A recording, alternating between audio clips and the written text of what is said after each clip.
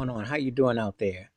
This review is going to be about one of my favorite albums and also one of my favorite musical acts, Kid Creole and the Coconuts from 1982, the Wise Guy album, which is the original title of it. Where do I start with this record? One of the most underrated artists ever, August Darnell. What an incredible multi-instrumentalist, conceptualist, songwriter, producer, performer, arranger, band leader, and also with some great talent in the band. The original Coconuts, which was my favorite. Andy Hernandez, aka Cody Mundy, much respect. One of the baddest percussionist musician sidekicks. The late Eddie Bongo, one of the baddest bongo players. The band was fantastic. I mean, you're an incredible band. The songs, Annie, I'm not your daddy. Annie, I'm not your daddy. Annie, I'm not your father. Starts off one of those songs that is so funny that in a pre uh Maury Povich, this song is a trip when you hear it. Annie, I'm not your daddy. It's a trip out song, catchy hook, very early 80s in style and sound, catchy as all get out. My main cut on this album, though, is I'm a Wonderful Thing, Baby. And I'm going to tell you something about Kid Creole. A lot of people don't understand how funky this song is and still is and was. This song has some stank to it, and it just grooves. And it's so catchy, and the hook and all the refrains and everything, and how, you talk about swag now and cool and however you want to call it. Kid Creole always have it, still has it. August Darnell's one bad dude. And I'm a Wonderful Thing, Baby. It's one of the most catchiest hooks and grooves that you're going to hear. It's got that very 1982 style and sound, but it very much hits the spot. That bass just rides, that groove, the whole thing. It's just one of those songs you'll just crack up, but yet it's so on point. One of the classic songs on this album is about early snitching. Today, snitching and stitches and everything go hand in hand, but when you hear stool pigeon, and this song is so catchy, it tells a story, has a concept. And if you've ever followed Kid Creole and the Coconuts, you know that they do things in themes and they have a way of putting it out there where, a life story takes a story of its own and a feel and a tone and so much going on. Well, Stool Pigeon tells a story about a guy who went into witness protection program, got a new face, got a new car, got some money, snitched on everybody, and was a real rat. And that's why the Wise Guy theme. And that's one thing about August Darnell with Kid Creole and the Coconuts.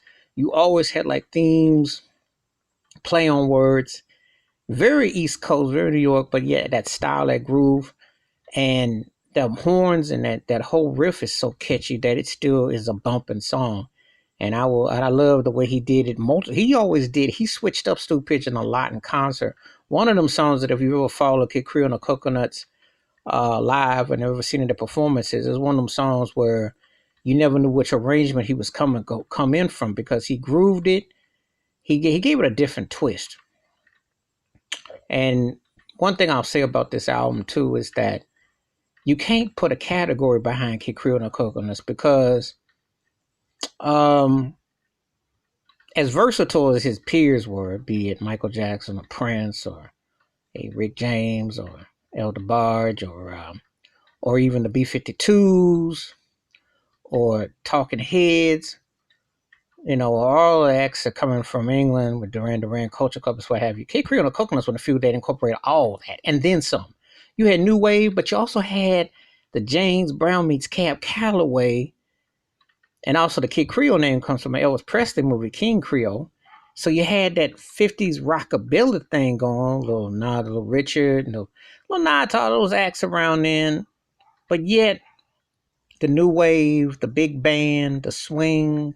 And then if you listen to like a song like the funk of modernized funk of I'm a Wonderful Thing, Baby, but then you hear the reggae dancehall vibe, Marley as Peter Tosh as the whole Rastafarian thing that you hear on Annie, I'm Not Your Daddy. You hear the reggae vibe going on. So you couldn't really put them in a musical category.